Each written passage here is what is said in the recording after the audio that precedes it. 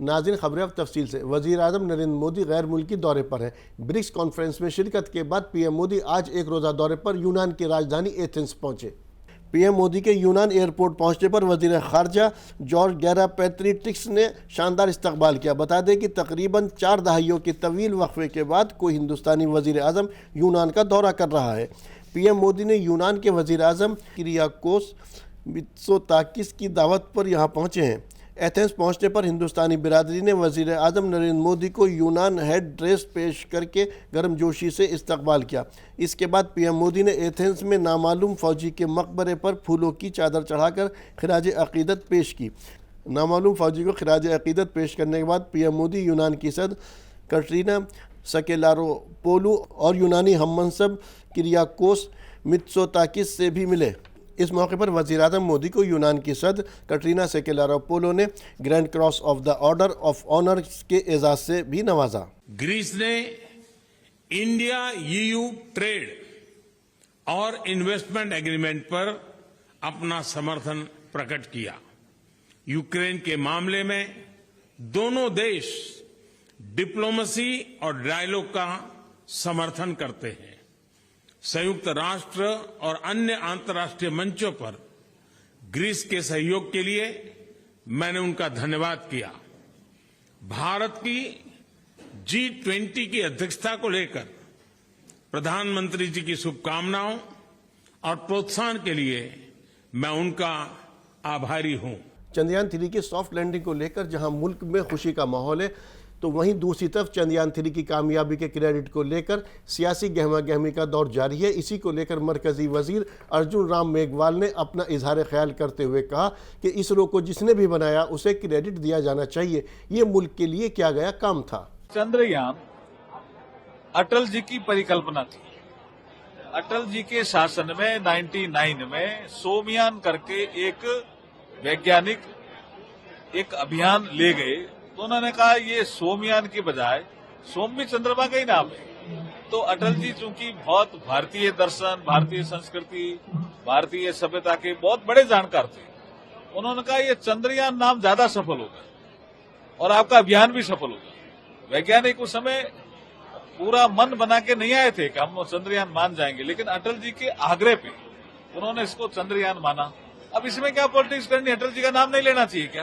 कांग्रेस नेता राहुल गांधी का लद्दाख के दौरे का आज आखिरी दिन है। इस दौरान उन्होंने आज लद्दाख के कारगिल में एक रैली से खिताब किया। राहुल गांधी ने हिंदुस्तान चीन सरहद पर जारी तनाज़े के बारे में कहा कि चीन ने हमसे हज़ारों किलोमीटर ज़मीन छीनी है, मगर वज़ीर आज़म ने इस पर झूठ बोला कि वह कह रहे हैं कि 1 इंच ज़मीन भी नहीं गई। ये सरासर झूठ है। और क्या कुछ कहा राहुल गांधी ने, आइए सुनते हैं। लद्दाख एक स्ट्रेटेजिक जगह है और यहां आने पर, खासतौर से जब मैं पैंगोंग लेक में था, तो एक बात बिल्कुल साफ है कि चाइना ने हिंदुस्तान की जमीन ली है। हजारों किलोमीटर जमीन हिंदुस्तान की चाइना ने हमसे छीनी है। और दुख की बात है कि हिंदुस्तान के प्रधानमंत्री ने ऑपोजिशन की मीटिंग में कहा कि हिंदुस्तान का 1 इंच किसी ने नहीं दिया है। यह सरासर झूठ है। लद्दाख का हर व्यक्ति इस बात को जानता है कि लद्दाख की जमीन चाइना ने हिंदुस्तान से ली है और प्रधानमंत्री जी सच नहीं बोल रहे। राजस्थान के वज़ीर-ए-आला अशोक गहलोत ने टीबी से पाक राजस्थान कॉन्फ्रेंस और पुरवकार तकरीब में 122 करोड़ रुपए की मालियात के तिब्बी इदारों का इफ्तिताह किया और 320 करोड़ रुपए मालियात के 115 तिब्बी इदारों का संगे बुनियाद भी रखा। इसके अलावा सीएम गहलोत ने अपनी रिहाइशगाह पर टीबी से पाक ग्राम पंचायत मुहिम के दूसरे मरहले में तिब्बी इदारों का संगे बुनियाद रखा और 108 एम्बुलेंस खिदमत की इफ्तिताई तकरीब से खिताब किया। सीएम गहलोत ने खिताब करते हुए कहा कि हमारा मकसद राजस्थान को टीबी से पाक बनाना है। निरोगी राजस्थान के विज़न को अमली जामा पहनाने के लिए रियासती हुकूमत 2030 तक सेहत समेत तमाम शोबों में राजस्थान को नंबर 1 रियासत बनाने के लिए मुसलसल काम कर रही है। हर गाँव में 1-1 अफराद तक तिब्बी सहूलियात फराहम करना हमारा अज़्म है।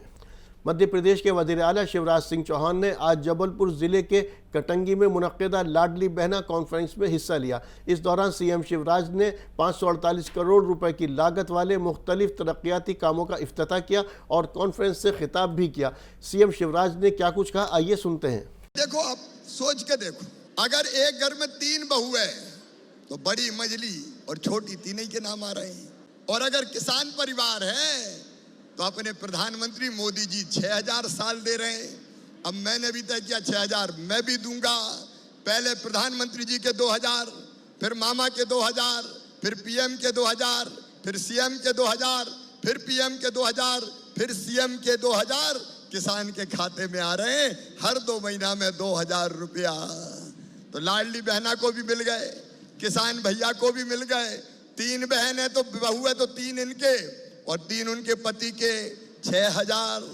और लाडली लक्ष्मी हुई और कॉलेज में गई तो 12,500।